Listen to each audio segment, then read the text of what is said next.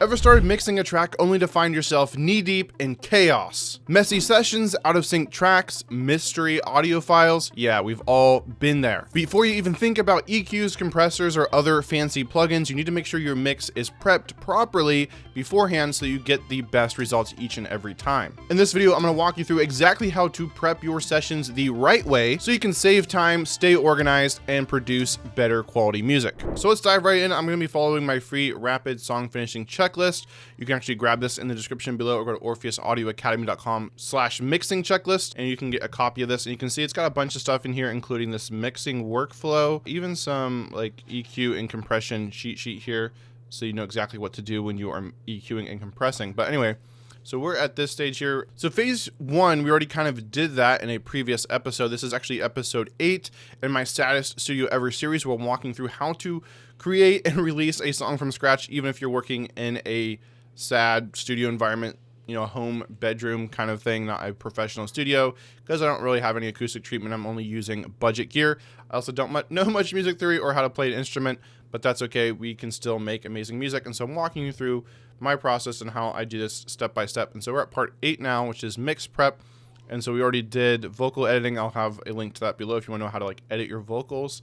And so now we're in the mix prep stage. So we want to make sure we organize everything, get everything ready to go. And so first we want to do is we want to organize our tracks into groups, and we want to color and name all of our tracks as well. So that's what we're going to do here. So here is our project here, and I think just as I go, I kind of already naturally group stuff. So I've kind of already done that. I have my drums grouped, bass grouped, keys, arps.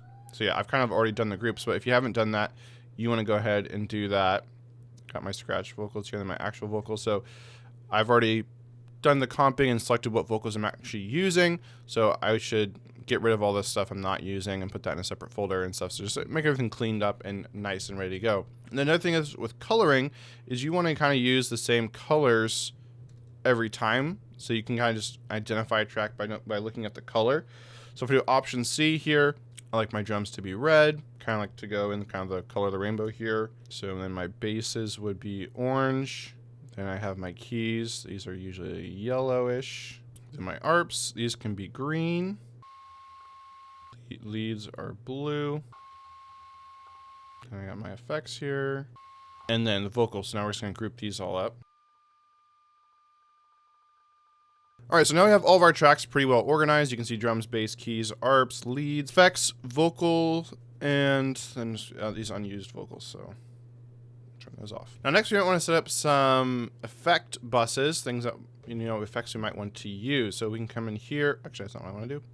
Come into here, the mixer, and options, create new auxiliary channel strip. So this is where we can set up some effects that we might want to send copies of our sounds to.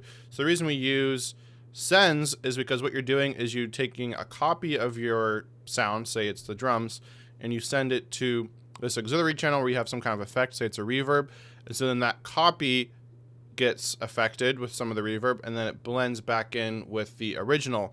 And so what this means is you can still have 100% of the dry sound, the unaffected sound, blended with the reverb sound, so you're not losing as much clarity, so you can still hear everything present with that reverb also mixed in on top, versus if you just were to insert it directly onto the track, then as you turn up the wetness or the affected sound, then you're actually reducing how much of that dry sound you have, and it can kind of make things a little bit muddier and less clear.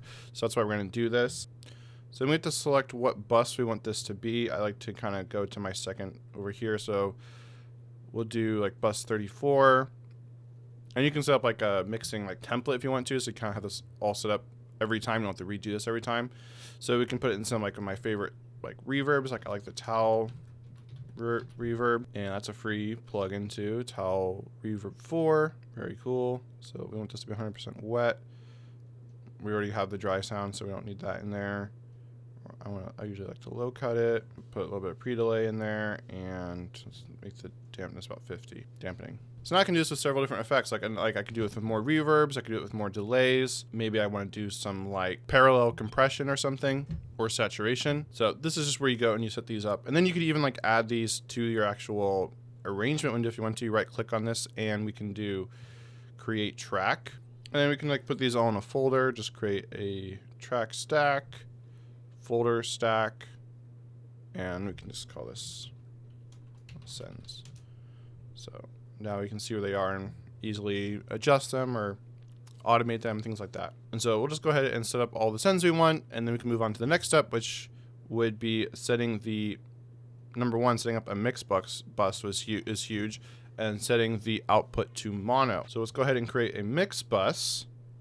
So we have the stereo out here, which is great, but we don't want to put all of our last effects like we kind of have here on the stereo out, because if we want to put in reference tracks, and we don't want to be affecting those reference tracks. So we can just, again, create new auxiliary channel strip and call this mix bus, give it a color. And I usually make this on the second page here of buses. I usually do like 65 or something, just so it's out of the way. And that goes to the stereo out. And then we want to create this track and have everything go to this track. So there's the mix bus. So the drums out, we will send these to the mix bus, bass, mix bus, and so on. So any effects we want to put on the whole track, we can put them here on the mix bus, and then the stereo out should just have like metering tools. I like this insight tool. I like tonal balance control, both by Isotope. So then we want to set the mix to mono. It says mixing in mono is going to help you make better mixing decisions because you're not being fooled by the left-right stereo spectrum. Basically, any flaws in your mix are not going to be able to hide because you're going to hear them. You're going to hear any phase issues. So what you're listening for in mono is, can you still hear everything without panning, or do certain things disappear? And so you can fix, if you can fix those in mono and make them sound good in mono, then your track should sound good in stereo. This is something that a lot of artists will do, including my favorite artist, The Midnight. So if it's good enough for them, it's good enough for me. Now next we want to import our references, or alternatively I could record in a reference. So I could do new audio track here, and I'm using this tool called VB cable. So I'll set that as the output of my computer, and I'll come into Logic here and set the input to be that same VB cable. It's like a free little app I installed. And so now anything I play out of Spotify or on my computer, I can record it into Logic here. Can't go wrong with The Midnight.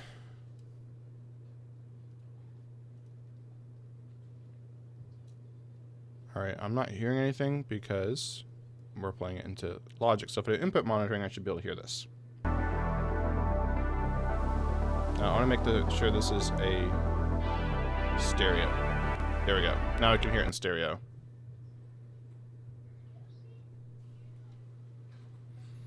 So this is a more chill song. Yeah, I think I want to do Just Thought You Should Know My Betty Who. It's more of a pop-ish synthwave song. And so I'm using this just for quality. So I have a more modern, polished sound. So I'm just going to hit record here and hit record.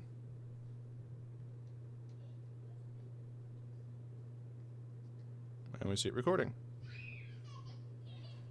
All right, so that's one. Might want to grab another reference in here. All right, so we have our two reference tracks imported, so we'll fix our output and input. All right, so now we're just going to group these two references and put these into their own folder.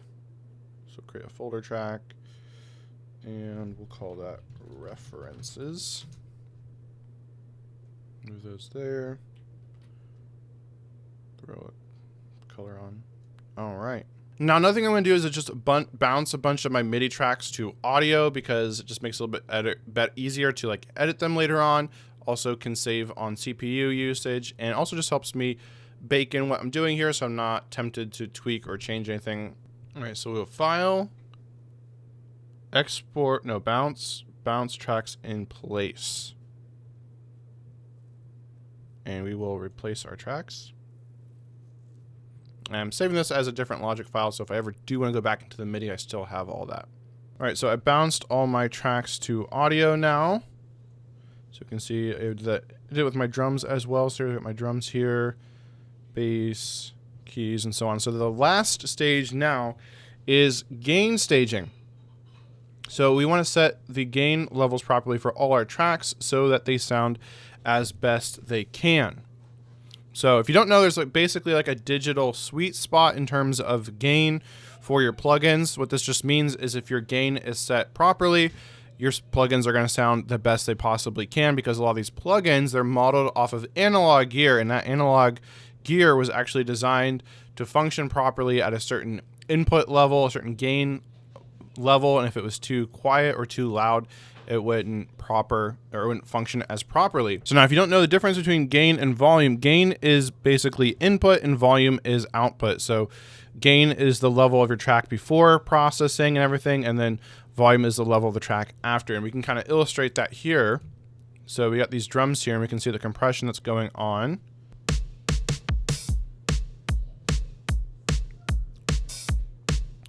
So you can see the level of compression going on, and it's going to keep compressing. It's not going to change as I turn down the fader, the volume fader.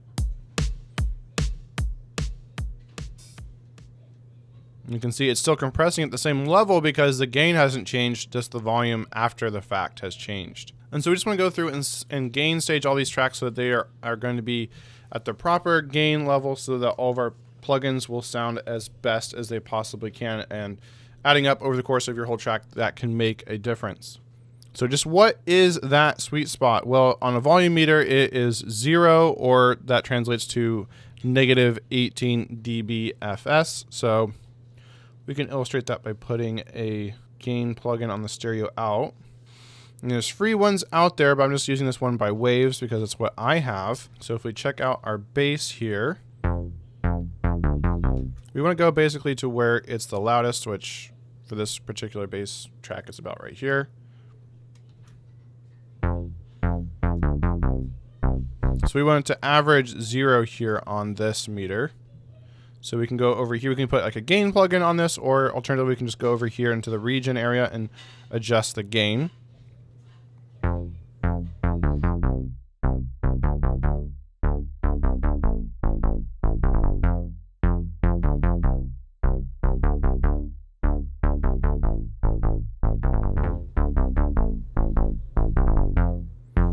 So it's all over the place, so we're going to need some compression on there, but that's about average. So I just bumped up about 1 dB.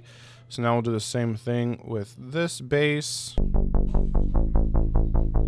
So we got all of our tracks, by the way, set at unity here, so you can see the volume faders are all at 0, and now we're just impacting the gain here.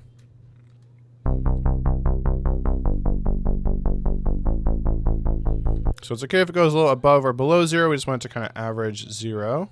So we got that. Went down about a dB. Now, one exception is drums. You can't really do that for drums because they're too dynamic, this particular method. For example, if you look at our snare bus here, let's look at this particular snare.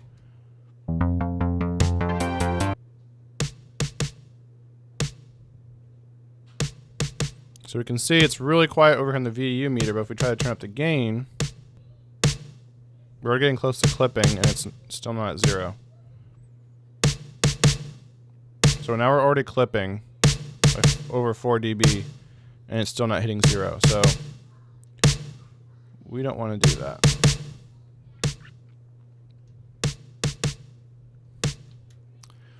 So what we can do is we can normalize the drums here so that there's like a set peak level that they don't go past, so we make sure we have enough headroom. So we can go up here to Functions, Normalize Region Gain. We're going to select individual tracks. We're going to keep the algorithm at peak, and then we're just going to turn this down to -6 dB. This is kind of an arbitrary number just to make sure we have enough headroom. So you can use a different number if you want to. And then we're going to hit Apply. And now our drums tracks should be normalized, and they shouldn't be going too high. We should have enough headroom. So let's look at this snare now.